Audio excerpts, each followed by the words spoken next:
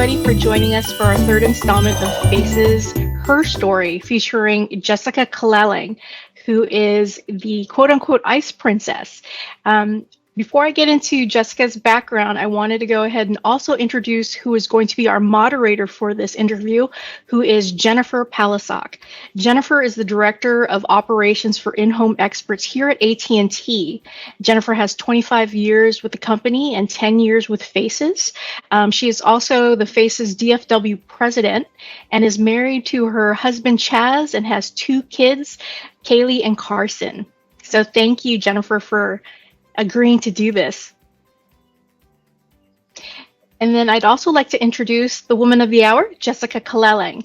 Jessica is a senior pairs figure skater and has been partnered with Brian Johnson since 2018. Is that correct, Jessica? Yep. She is a U.S. silver medalist from 2022. She also had in 2021 and 2020. She's a Grand Prix Series medal recipient, where she placed first, if I'm not mistaken. She's also U.S. champion, where she placed second for 2022, 2021, and also 2020.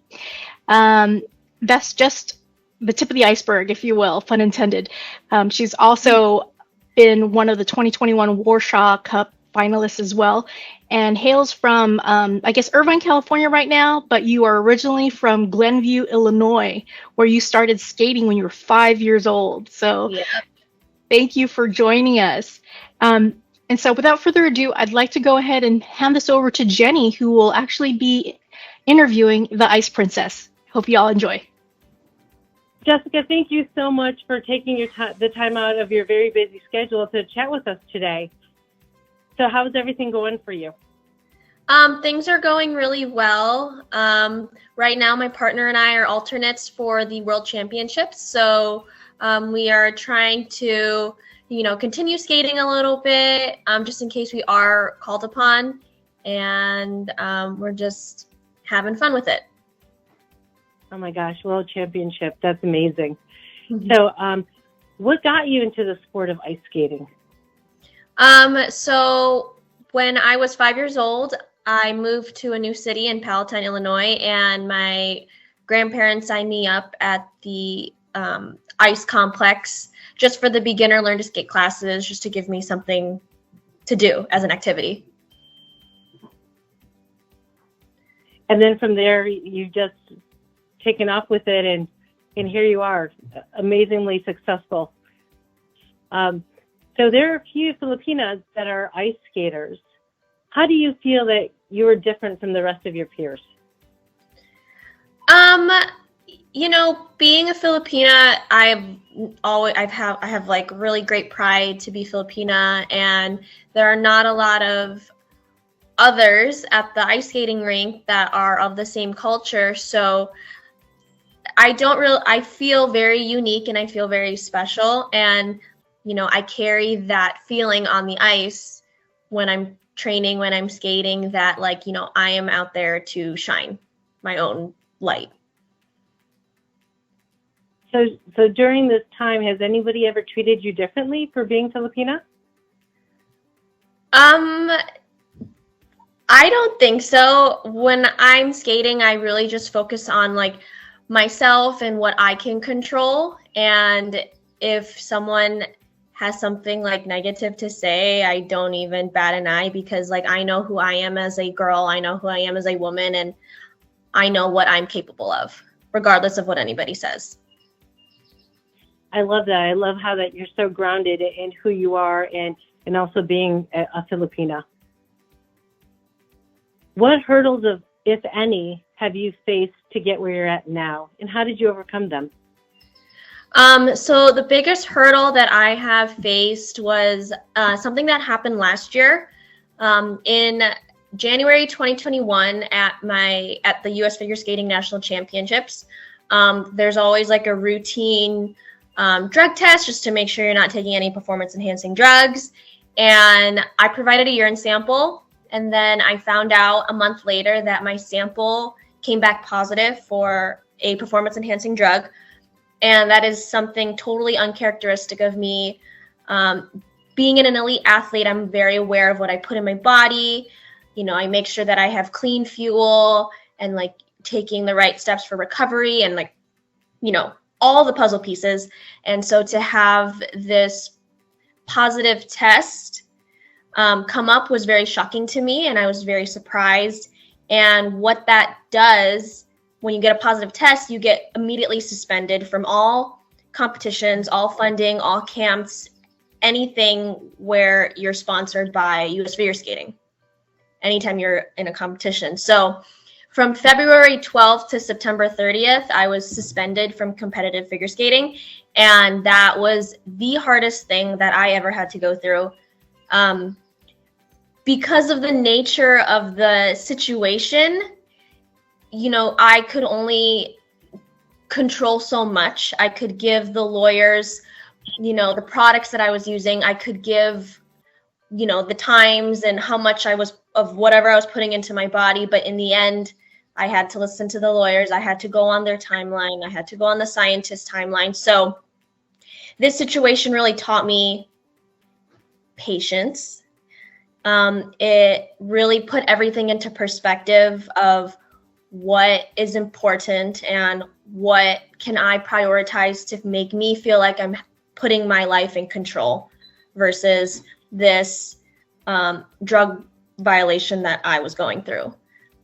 So thankfully in the end, with the help of like my family and my support system in the Midwest and here in California, I was able to get my drug violation cleared. So I was deemed at no fault, and then I was able to continue my competitive season. Wow, thank you for sharing that story with us and all the learnings along the way. I can't imagine how difficult that was for you, but with the support that you had and the patience that you mustered up to get through it all, I'm glad that everything worked out.